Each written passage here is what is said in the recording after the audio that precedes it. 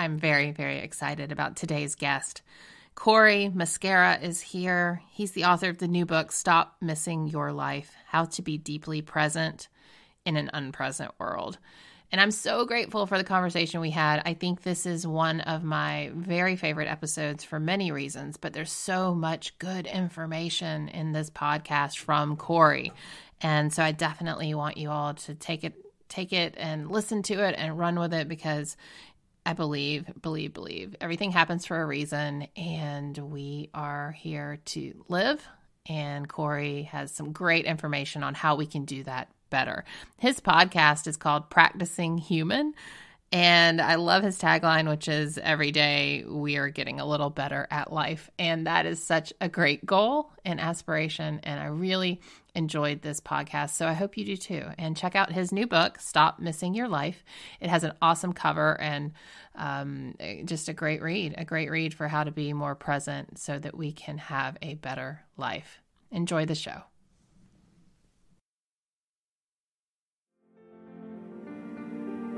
Hi, and welcome to the Same 24 Hours podcast. I'm Meredith Atwood, author of the book, The Year of No Nonsense. I'm a former attorney turned writer, speaker, and Ironman triathlete. Although right now, all I really like to do is lift weights. We all have the same 24 hours, but it's what we do in those hours that leads to our greatest health, happiness, and success. It's my goal to crack the code on a life of less nonsense so we can all make the most of our 24 hours.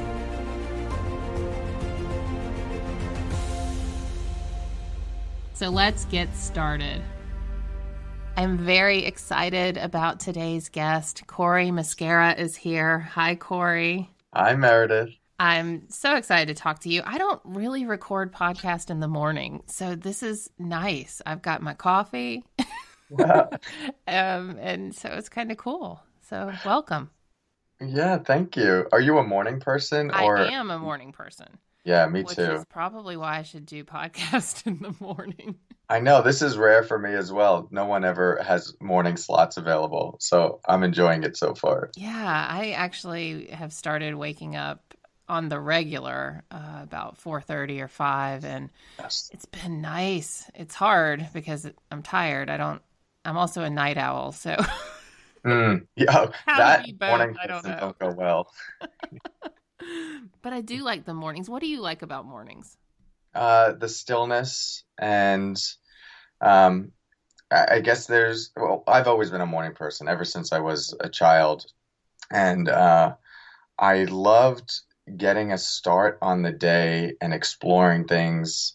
That when I was a kid, like I loved just thinking about things, tinkering with things. And now as an adult, it's a great way for me to get a jump start on my creative ideas. And like the ego part of me likes getting a lot done before like most people have woken up. Yeah. So there's that's kind of like, oh, cool. It's like I'm squeezing a lot out of the day. Right. I mean, it's interesting to look at the clock and it's 10:30 in the morning and realize you've done like 5 hours of stuff. Yes. It's a cool feeling. So let's talk a little bit about your past and where you come from, because you have such a fascinating story. And then I definitely want to talk about your new book. So you lived as a monk. Yes. Yeah. Let's just start there. Or we can go back to childhood or whatever. I mean, Well, let's go back a year before that. Okay. Well, about a year and a half. Really had no interest in anything to do with Buddhism, meditation, mindfulness, presence. I was in college, and I had a hippie girlfriend who was into meditation, and I started meditating to impress her. I wanted her to think I was cool. There was no noble intention for it. A very superficial undertaking. She broke up with me 2 weeks later, and then the pain of that breakup is the thing that really caused me to start taking the meditation more seriously. It was the only thing that was giving me some relief during that time. And simultaneously, the practice itself was showing me was garnering other interesting benefits, such as improved sleep, improved focus, and this internal sense of happiness or peace. And none of it was crazy radical, but it was inspiring enough to want to understand this deeper. And I think at that time in my life, I was just exploring my identity and what I wanted to do with my life and looking for some clarity. And it was clear to me that the main thing I was looking for was just fulfillment, to live a good life. And this was the first thing that I was doing that was cultivating a certain kind of peace that was able to exist without needing to manipulate all of the puzzle pieces of my life, all of the external variables of my life, and manufacture that to make the moment look exactly as I wanted it to look. Most of my pursuit of well-being prior to that was in doing that, arranging all those puzzle pieces. And then when the picture looks good, then I'm happy. Right, And right. that was an exhausting process. And I was simultaneously being disillusioned by that being able to offer any permanent refuge, because I knew everything would just, I was just being shown like, oh, I'm really happy in this relationship, and then it ends, and now I'm miserable. And I could just see that happening in other areas of my life, and wanted to explore something. I wanted to develop something deeper. And you I don't felt think I like, did you feel like during the puzzle piece time that you were just always waiting for the other shoe to drop? Like you just knew that someone was going to come up and mess with your puzzle? Yeah, I don't think I think my childhood was stable and secure enough that I didn't develop a nervous system relationship to life in that way. Mm-hmm. Um, uh, and instead, it was this. Because here's the thing about me going to Burma is that a lot of people get into contemplative practices from places of really deep suffering, and often really painful childhoods or significant loss. And while I had this breakup and it was painful, most of the rest of my life was actually pretty good. I very privileged upbringing, great family, great parents, good friends. I'd struggled with some anxiety, depression in high school, but nothing crazy. There was just this slow disillusion happening with this idea of getting things, and then that being the thing that was going to lead to fulfillment. So I guess it is fair to say after a certain point, if there was a waiting for the shoe to drop or waiting for that to dissolve, and then it just felt empty. Yeah. And the meditation, and I really didn't know what I was doing at that point. I'd just be lying on my dorm room bed, and I'd have my hands on my belly. I would just focus on my breath, inhale, exhale. And the mind would wander. I come back to the breath, wander, come back to the breath. But doing that enough, I was able to get into this rhythm and drop into this space of presence where it didn't matter what was going on around me that day or in that moment or what I had to do.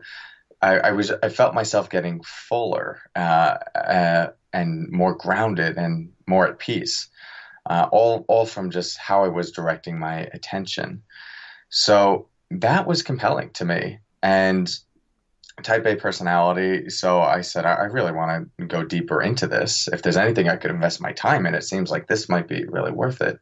And I was an economics major at the time, kind of we got more into psychology. And my dad, who was a physician on Long Island, he just happened to be studying positive psychology and mindfulness out of his own personal interest. So it was just a lot of serendipity. And I came home, talked to him about it.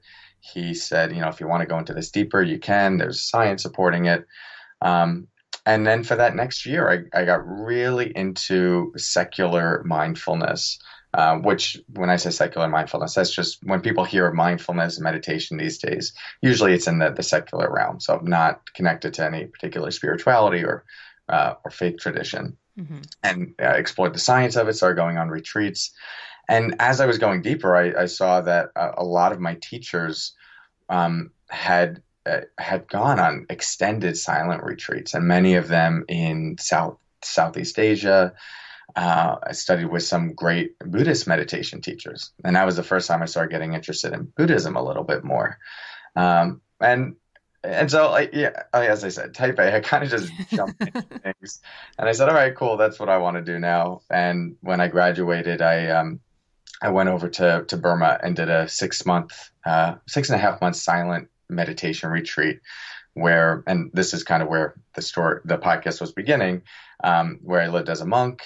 We wake up at 3 a.m. So talk about being a morning person. It's a whole other category of being a morning. Yeah, 3 a.m. is intense. It's yeah, you get used to it, but it is intense in the beginning. So wake up at 3, go to bed at 10, have to do a minimum of 14 hours of meditation each day. No reading, no writing, no listening to music, no contact with the What? outside world, no speaking. So Wow. yeah, so just a full-on monastic experience. And At uh, any point, did you think you were going to die? Because, like, to me, yeah, that feels like nearing death. yeah, yeah, there were a lot of interesting moments like that. So, that, and I know you're being like a little facetious with that, but also No, not really. I think, like, I feel like if I honestly think that I wasn't, I mean, it was a little facetious. I guess it was a little, but I mean, it really feels like that would be very hard. Very, very hard. yeah, and it is, especially in the beginning. And the idea of like feeling like you're going to die is an interesting one in that context because you are often working with very primal parts of the brain. And in that kind of intensive meditation, a lot of people think meditation, you just sit down, close your eyes, focus on your breath, be at peace, and then come out the other side refreshed. When you're doing this practice for that many hours, that intensively, and in that kind of setting, yes, there can be a tremendous amount of peace and ease and joy, and the pleasure of non-distraction.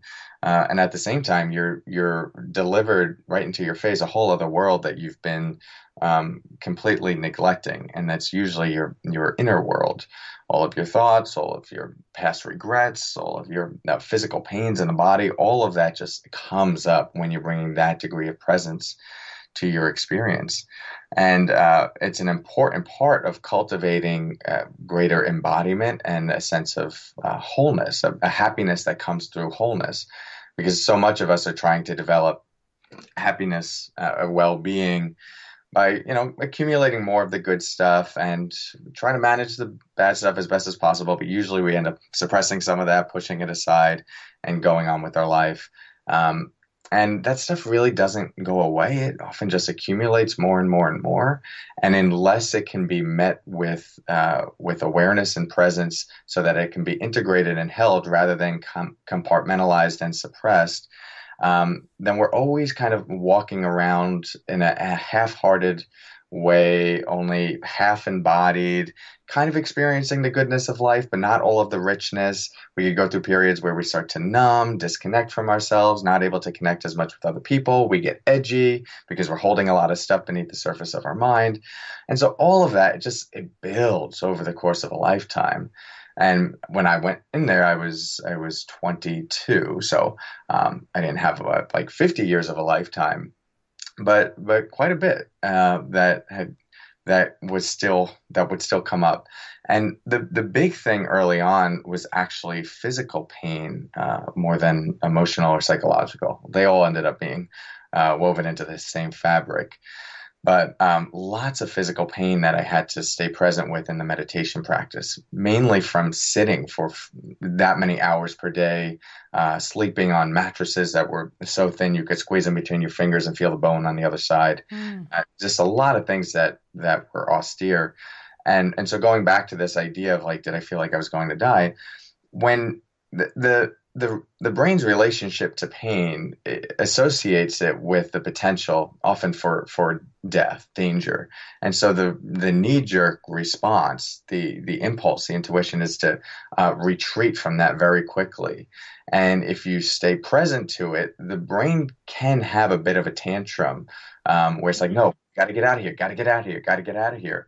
And it can feel very intense. You could get to very deep places of that staying with pain where you work with just some of those really primal fear mechanisms in the brain that it's like, wow, the hardware is so fascinating, and you can see how you can just be reacting to that often unconsciously throughout your Right. life. Right. Anything that comes up triggers that fear response. It won't go there. So I hated, but I enjoyed learning about that and being able to notice that tendency, not immediately fuel it, and then start to find some peace within it. And when you start to find peace with it, then it actually starts to soften, and you can hold and be present to really large amounts of physical pain, emotional pain, um, spiritual pain, we might say, Hmm. without having to run away. And that to me is a superpower in day-to-day life. Yeah, I mean, I wrote a little bit about that in my book about how we can't begin to change or heal or move forward until we've dealt with what's in front of us. And Mhm. so, and I've noticed a lot of people will read my book and they're like, "Oh, I started it and then I put it in the freezer." Like, or like Joey on Friends is the running joke in one of my groups, because it's like the thing we don't want to face, and that's what we've been doing our whole life, whether it's the pain from the trauma of our past or just anger or emotions. When we get close to that, like, isn't most people's reactions to back off, to run? I mean, how do we face that? Yeah, yeah. Well, Or so what's your process? right, right. So yes, most people's response there is to turn away from those moments. Um, I I think it's a there are two key things that I often help people with when it comes to this. There's the formal practice of developing a container, an inner container that can hold and be with discomfort. Because Oh, I for like many that people, idea, an inner container.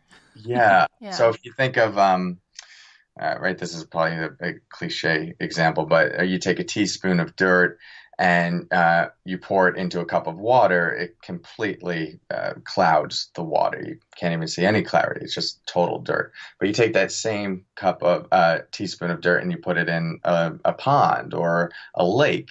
It doesn't have much of effect at all. When we're working with a small internal psychological and emotional container, when these experiences come up, they become the entire experience itself. It just completely clouds our whole glass in that moment. It's all we can see, and that creates a lot of fear and lack of clarity.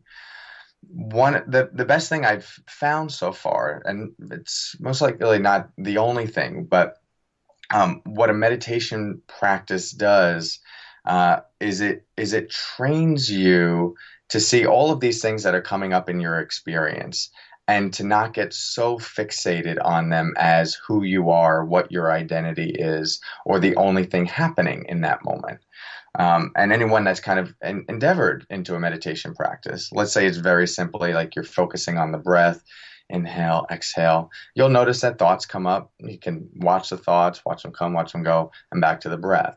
And so those thoughts, the more you do that process of mind wandering, come back, mind wandering, come back, the more you see I don't have to take those thoughts so seriously, or those thoughts that I'm often just swimming in are something that I could turn my attention away from or just watch like clouds passing through the sky. All of that is dropping you more into the dimension of yourself that we might call awareness. Right? It doesn't have to be, it's, some people might call it your higher self, some people might call it your spirit, your soul. For the sake of simplicity, there's a part of you that can be aware of what is happening without being sucked into what is happening. Mm. Your awareness of pain is not going to be in pain. Your awareness of fear is not going to be fearful. It sort of is like the canvas for your life that hangs out in the background. Most of us are disconnected from that, and a meditation practice doesn't develop it because it's already there. It drops us back into that place of being able to observe what is happening without being sucked into what is happening. So when it comes to building that container, the reason I come back to meditation in my teachings is because it's one of the best ways I've found to develop that container. And then once we have that a little bit more, once we're a little better at being able to stay present to experiences without immediately shutting down to them. It still takes reminders and practice to bring that into day-to-day life. Like I still need to catch myself. I did a whole podcast episode recently on procrastination, and procrastination being the refusal or inability to be with difficult emotions. Refusal or inability to be with difficult emotions. And if you think about it, or I'll just make it personal, a lot of times, like I wake up in the morning after my meditation, I will go into my work. And I'll usually have an accumulation of a lot of emails that I haven't taken care of, the ones I don't want to, that are going to take a while. You just star them and then they Yeah, sit there for weeks. That's and me. for weeks, Weeks. it's so bad. And so eventually I go into them. They're like the 10 to 20 minute emails. They're just going Right. to take a long response. And I start going through it. And then just, 5 minutes later, I'm on Facebook or I'm scrolling through Instagram. And I have no idea how I got there. It just Right. happened seamlessly. And if you really break that down into what's happening, right? I'm working on that email. Okay, all right, I gotta say this, gotta say this. Ugh, I do not want to think through this right now. I do not want to find that attachment that I need to send this. And then what does the mind do? It just deflects and goes to something else. So there's either a refusing to be with that, like I don't want to do this right now, or an inability, right? There's just like the mind is not capable of staying present to it. I think for the most part, we usually have the ability to stay with that discomfort because eventually those emails are going to get done. It's more catching ourselves when we have that quick deflection to turn to something else. And that's where, if I can catch myself in those moments of like, oh, here's that pattern again of procrastination, turning away from discomfort, let me just bring that into the forefront of my awareness. All right, it feels uncomfortable. It feels this is going to be super tedious. I'm frustrated that I have to do that. I bring that into my awareness so I can see it, so I can feel it. So that's not operating in the background. I take a breath, give myself about 2 or 3 seconds just to stay with it, and then I work through it. So I keep working even while that's there. And if I can do that for about 10 to 20 seconds, it's usually enough to break through that wall of resistance and get a little bit of momentum until I hit the next wall and I got to do the same thing. But that's really it. It's like it's a coming back to those moments where we go on automatic pilot and we default to what feels easier and more entertaining and more fun. Right. And we're wired to do that. Nobody wants to be with discomfort. But the painful truth is that to get where we want in life, even if that means more connection with someone and having to have a difficult conversation to get that connection through vulnerability, like that requires feeling some discomfort. And so for that reason, we're working through our instinctual biology and neurology. Well, this morning when you first logged on and you said, "Hey, how you doing?" And I was like, "Terrible," because everyone always says, "Great, great," but it's kind of a joke. But I had a tough morning for some of the reasons you just mentioned. I had a lot to do, and I struggle with if I don't have my act together near perfectly, I struggle with helping other people, and I know that's ego. But I do some coaching, and so I had to read some journals and do some responses this morning. And that is the biggest thing I procrastinate with because I feel that I have to be in this really helpful and perfect almost space with myself in order to be valuable to other people. And that's, again, I know that's rooted in ego, but I think what you just said is really helpful for me to kind of get over that hump, because the same thing happens to me. I'll sit down to do a detailed response and really take in, this client's work and everything. And then I'm like on Facebook because I'm like, oh, it's too much. How am I helpful? I can't be helpful. I'm not helpful. And it sends me down this procrastination, like rabbit hole, when really if, you have to I have to center myself and be like, no, I'm here to be of service and calm down and just go, So I think that's really helpful what you just said. Yeah, and I so appreciate you sharing your process with that, because I think most people in the helping space can identify with that. And also this really deep-rooted belief we have, and it's not necessarily wrong, but that we want to be at our best in order to help another person. And that's something I continually am trying to catch myself with. A lot of it's come from working with these new coaches that I've been involved with. They're part of this community called Circling Europe, and Circling is a relational meditation practice where you kind of essentially what you do in meditation, you just do that with another person, and you bring up what's coming up for you in real time into the relationship with another person. And so the coaching calls that I'll have with this with whoever about this or just about like life in general, there's a real encouragement and openness on both sides to stay present to and true with what's arising. And I've had experiences where, well, he'll even say something like he'll yawn and be like, "Yeah, this is I'm kind of tired of this conversation right now." And I'm like, "Wait, I'm paying you for this." Uh, and so Wow.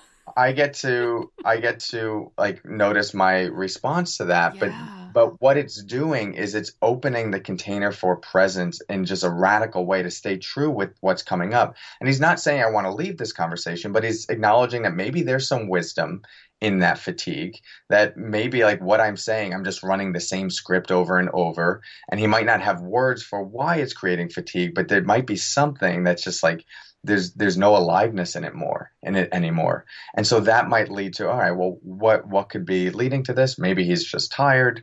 But we connect through all the dimensions of the humanness rather than trying to connect in spite of those things that we often think we need to like push aside in order to really be at our best. Right. So it's a new thing I'm exploring, and I get in different contexts, like you can't always, it's probably not going to work in every Yeah, context. Cory, you're boring me to death. Exactly. It's something I've been Right. thinking about. But I mean, think about if that was the world we lived in, where you just said what you felt and no one took it personally. And I mean, that's terrifying to think about. But Yeah. there is power in honesty and connecting on a level where you're heard and you can hear other people and not take it so personally. Because this world, man, we're all taking everything personally. Yes. And the with that kind of practice, it really requires a very good understanding of what we're doing and why we're doing it. It's a commitment to cultivating an insight and an understanding about yourself, about life, about how you come across. You can't, in my opinion, just go into, your first date with that kind of uh, honesty. I mean, because we need some sensibility, and there's some socialization that happens that is important. But it happens too much where if somebody's really annoying us or doing something that is just off and we know it's off, we usually won't tell them Or we or put up with it, internalize it. we put up with it, Yeah. internalize it, and it like rots inside of us, or Yeah. we just like stop talking to this person. They never get the feedback. They never know what they were doing. And then it just creates more of a disconnect. And I think if we could move into those relationships, those conversations with a little bit more honesty, with the honesty not being for the sake of just saying everything that's running through me, but rather to create connection through that, acknowledging that by not naming some of these things, we're subconsciously creating more disconnect. Then I think that's a powerful way to explore connection in the world. And I agree with you. It would be liberating for many of us. Yeah. Yeah. All right. So let's talk about presence. Mm, What is presence? yeah. Well, um, presence is still a hard thing to define because there are different ways that it's being talked about these days. I think when a lot of people think about just being present, we're thinking about not being on our phones while we're having a conversation, really listening to that conversation, or maybe not being totally caught in thoughts about the future and the past. And that's one way to talk about like being present for sure. But for me, like developing presence is a much more embodied, integrated way of being. Being present is more something that we can do, a quality of awareness, but presence is something that we're developing, a place that we can get to and inhabit. And the way I talk about it in my book, Stop Missing Your Life, is we're softening some of the walls that we've put up over the course of a lifetime that keep us safe, but also disconnected and protected. Oh, Um, that's really good. Say that again. We're softening the we're walls. softening the Oh, walls that's that good. keep us safe, but also disconnected. Hmm. I call those the walls of guarding that get put up through the various traumas of life, right? Maybe we were a little kid and our heart was totally open, and the people that were supposed to love us most, our parents, didn't, and we felt abandoned, and it was just too painful to keep our heart open in that way and not have it received and met. So what do? We learn that it's that I shouldn't do that, so we put up a wall around our heart. And then 20 years later, we're trying to get into a relationship and deepen intimacy. And we're running into all of these blocks because we don't actually know how to give this other person our heart, for them to see us and for us to be seen. And so we have all of these different walls that accumulate over the course of a lifetime. And a big part of developing presence, like full embodiment and wholeness within yourself, is seeing these walls that have disconnected us, that have compartmentalized us, that have caused us to only bring out parts of who we are. Um, and having an honest conversation with those walls of, are they still necessary, or were they just put in place at a certain point in time, where the context is no longer relevant to us? So the first couple chapters of the book talk about those walls and how softening those walls is the first step to developing presence. But people will hear that and go, okay, so maybe Corey's saying, like, this is just about getting back to our baby-like selves where we had no walls, we were just totally open and free, full permission to be ourselves. Like, that sounds like it would be enlightenment. And to that, I say, well, yes, and not quite. There is a certain kind of presence that little children have, and a freedom that they have to be themselves, that is, I think, beautiful and contagious. We love it. We can't get enough of it. We see it and we go, wow, there's something precious in that. But at the same time, babies and little kids are still suffering quite a bit.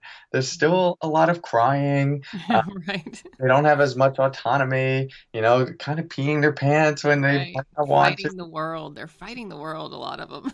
Yeah, they don't really have a voice yet. Yeah, yeah. Can't communicate. So that's, I wouldn't say that that's presence itself. That there's a freedom there, but what a baby will do as it's developing into an adult in a healthy way is build up the inner resources to navigate the different emotions that come up, the thoughts that arise, the sensations in the body, to be able to experience these things as part of their humanness, but not have to shut down, turn away from, or internalize them as like, oh, I'm sad. That must mean I'm like a sad person, or I'm depressed.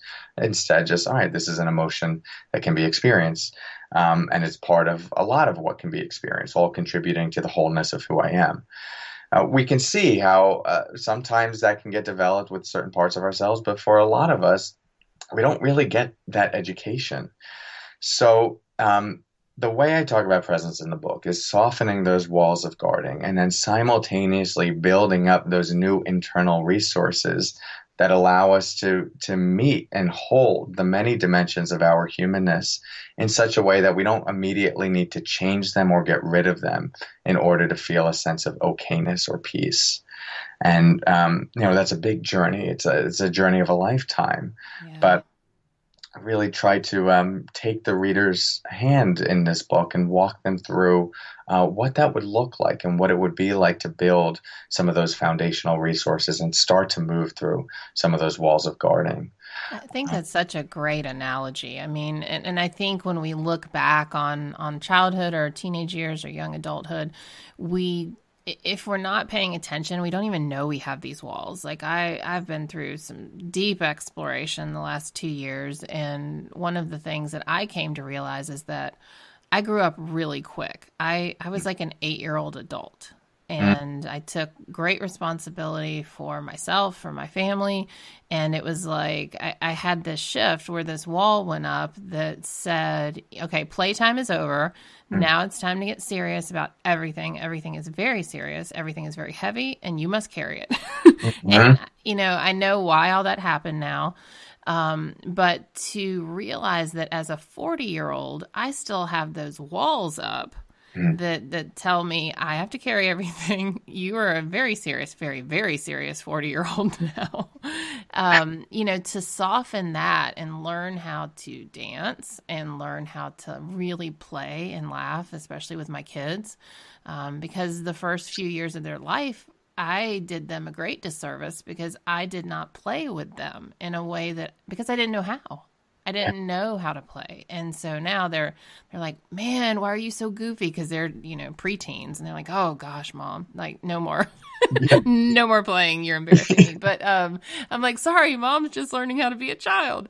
Wow. But softening those walls, like that is so powerful that you say that. And I feel that with every part of me right now, because learning to feel those experiences that maybe we didn't get to feel, or like that's what presence is for me right now, is being playful and silly, and really recognizing that it's okay to be still, that I don't have to carry anything right at this moment, and so I really appreciate those analogies.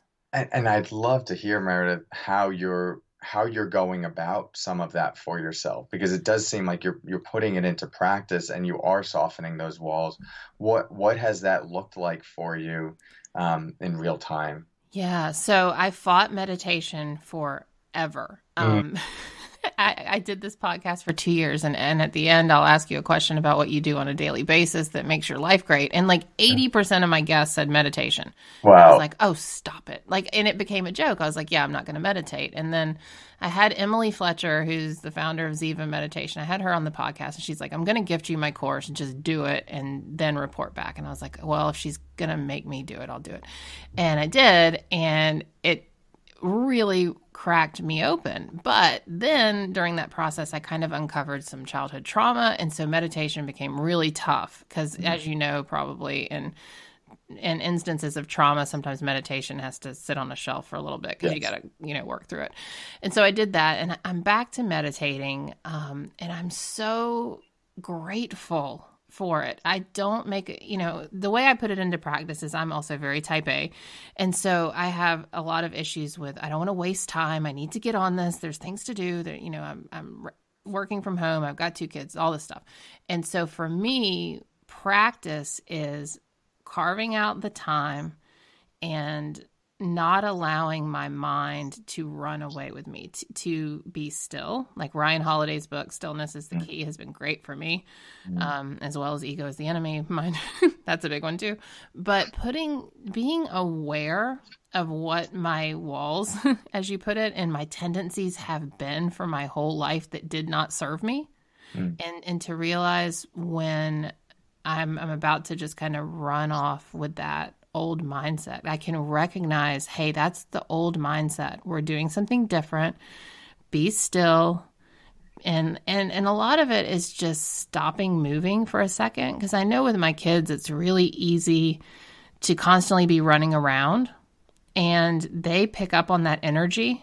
And for many years, I didn't realize what damage I was doing in their lives and in my own life by always running around and being like, hurry this, and we got to do this. And, just stopping and looking at my kids when they're talking, facing them. And so it really is just a matter, I think, putting it into practice for me is being mindful in a way that takes a lot of work. It's so much easier to not think, Yes. to not be aware. And so I think to myself, I really think be present.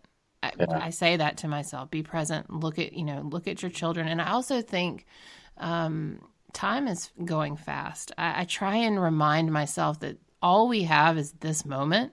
I've had a lot of friends and people lost this last year, a lot of deaths, and I just try to remember that we are not promised anything, Mm. and to live in that moment, it's a lot of things. I wish I could point to one thing, but starting the day with the meditation I resisted for so many years has been the greatest gift, honestly.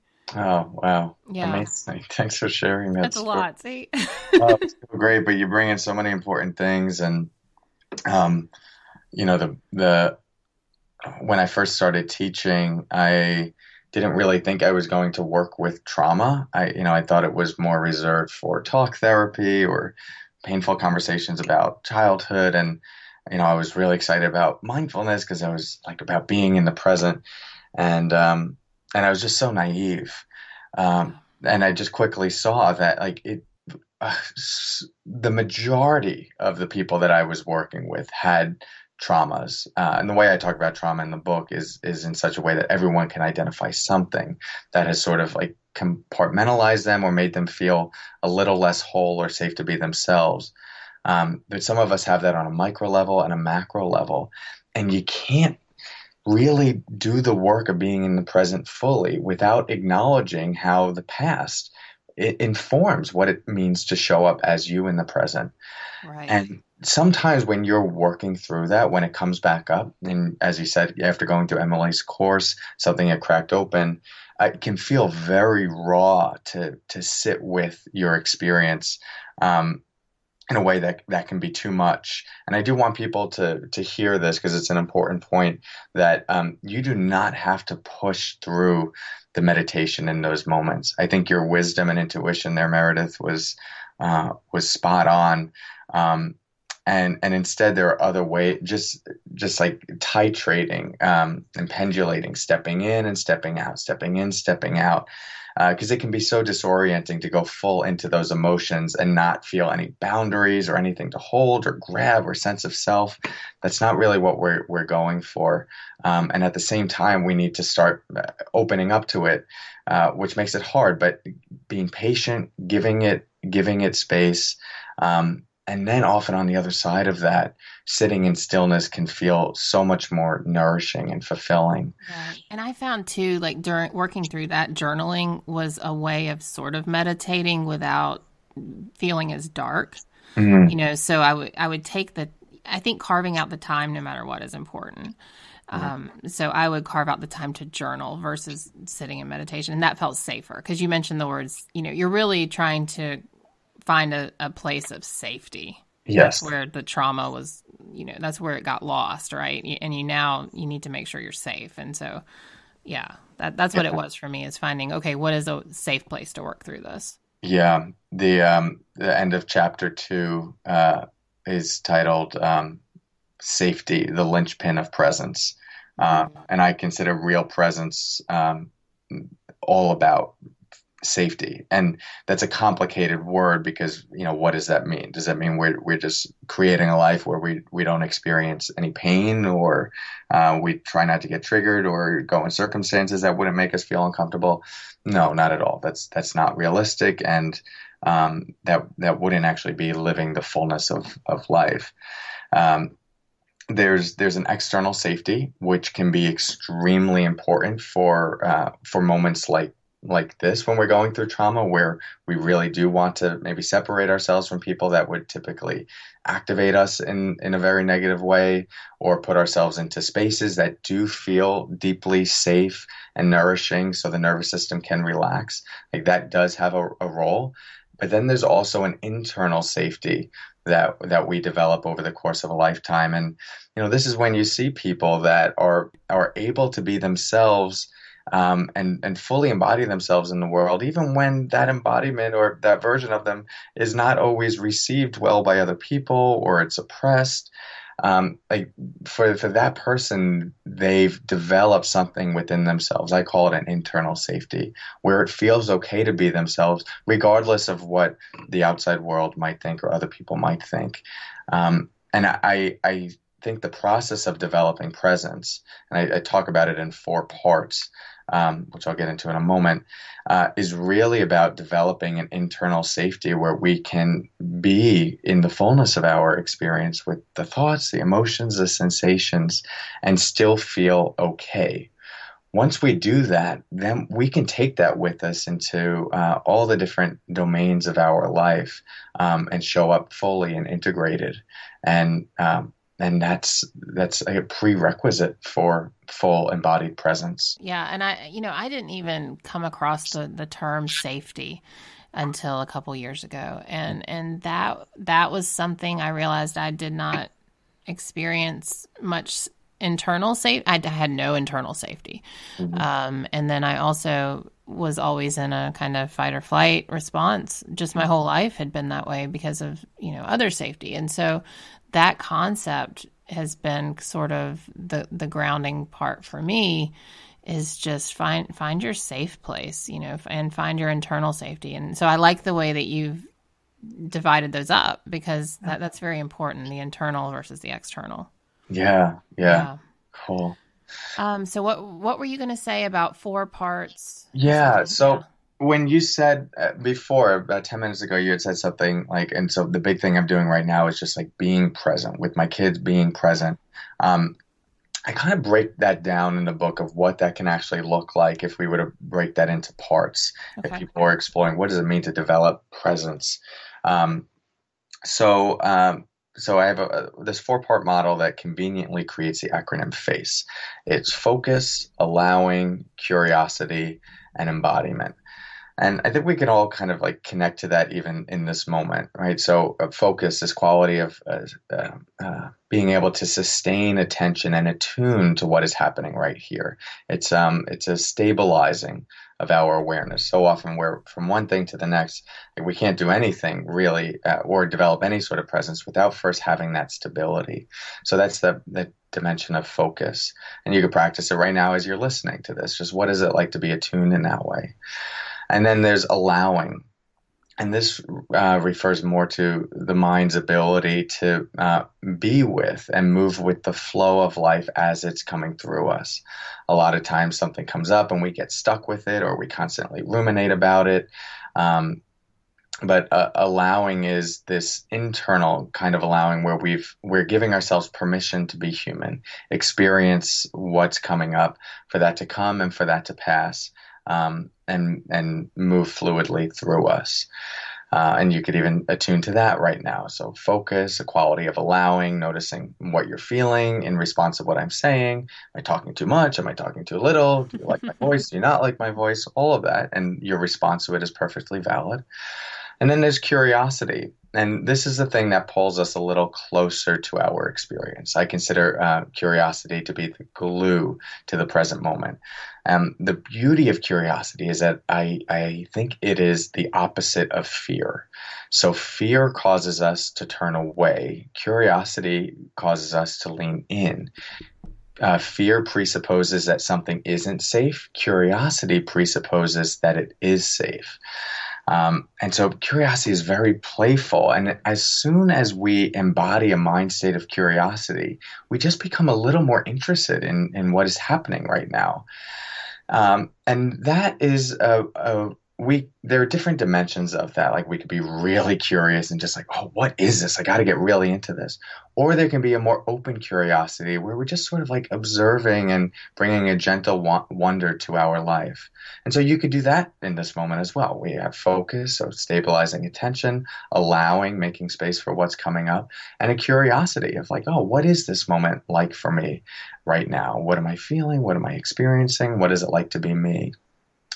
And then there's embodiment. And this is to ensure that we don't make this a very sterile, just purely like brain-oriented practice of be present, focus on the moment. Where as human beings alive on this earth, we experience life through the body. And, with the exceptions of sometimes like very deep transcendent experiences that can happen in really deep practices where you get glimpses of what it might be like to not have a body. As long as you're functioning in the world and having conversations and living in this body, that requires feeling things. And often if we're not feeling something, it tends to be a bit of a disconnection, dissociation, not necessarily in a pathological way, but just because we live in a culture that doesn't really encourage too much embodiment. The bodies are essentially a, a way to carry our brains around. Right. Yeah. So in this moment, as you're listening, right, focused, allowing, curious, what is it like to also feel the full body experience of this? What's happening in your body, in your shoulders, in your jaw? Just the sense of having a body, listening to this and taking this moment in whatever way you are. All of those, when they come together, focus, allowing, curiosity, and embodiment, creates, in my opinion, a moment of presence. And the more we can deepen that as a unit, the deeper we go into this quality of presence, of softening those walls of guarding and simultaneously building new resources to hold and develop more dimensions of our life. That's nice. I think I've kind of hit the first three.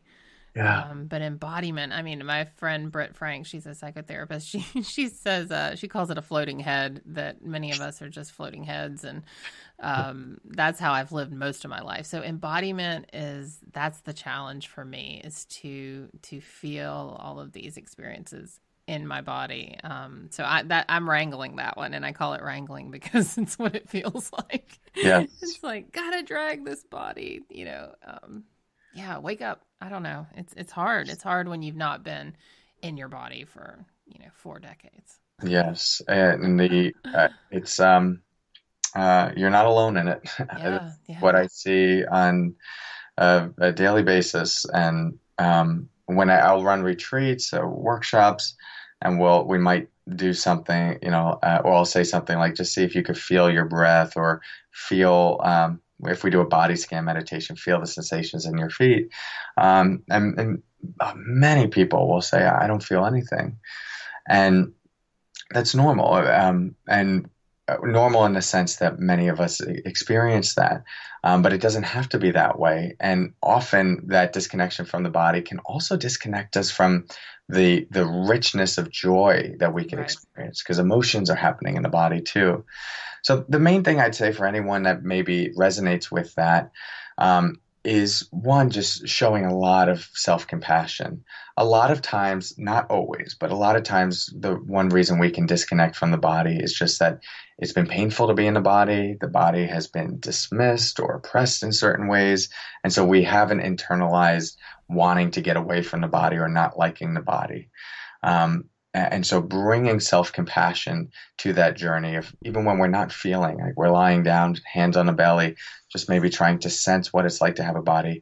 If we don't feel anything, like the next step to me would just be like, it's okay. And tell the Mm-hmm. body it's okay. Like, I know you're trying, you're not doing anything wrong. You don't have to feel anything in this moment. I'm just here to be with you. And start with that. And that's going to open something that will allow sensations to start to feel safe to experience again. So it's a beautiful journey of reconnection, and it's okay wherever anyone is at on it. Yes. Well, Cory, thank you so much. Your podcast is called Practicing Human, and I love it because you say every day we're getting a little better at life. And I think that's such a great tagline. Thanks, That's Meredith. all we're doing, man, trying to get a little better. A Yes, little we're all better. trying.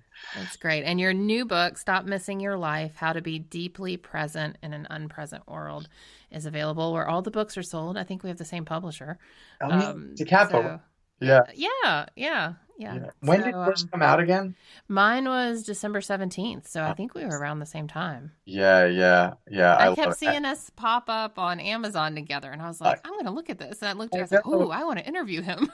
I love your cover, by the way. It's just really catchy. It stands off the shelves. It's like and it's just year of no nonsense. So it's like Yeah. very clear.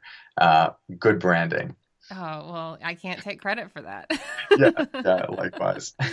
Well, thank you so much, Cory. I would ask you what's something you do on a daily basis that makes your life great, but I suspect it's meditating. But do you have another thing that you do Yeah, every day that sort of contributes to your best life? it's a great question. And I'll give something other than meditation, because I don't actually know what I have that I do every single day. There are a lot of days where the meditation gets lost. Book writing about meditation, surprisingly, a lot of time caused me to let go of my meditation practice for days. Um, and so, if there's one thing that I really appreciate about myself that I do every day, that's probably more subconscious. Um, it's that like I let the day kind of unfold as it did, and then just say, okay, how can we do the next day? How can we best approach this next day? Sort of letting go of whatever happened and meeting the next day fresh, and excited and optimistic. That has definitely been a theme in my life, and I think allows for creativity, playfulness, not holding on to things that didn't go well, and really just living life with a lot of passion and enthusiasm. And I do feel like that has, if anything, has really helped make my life great. Thank you, Cory. Thanks, Meredith. It was such a pleasure being with you. Thank you for joining me on this episode of The Same 24 Hours. Remember to rate, review, and share this podcast. It really matters. I appreciate it. See you next time.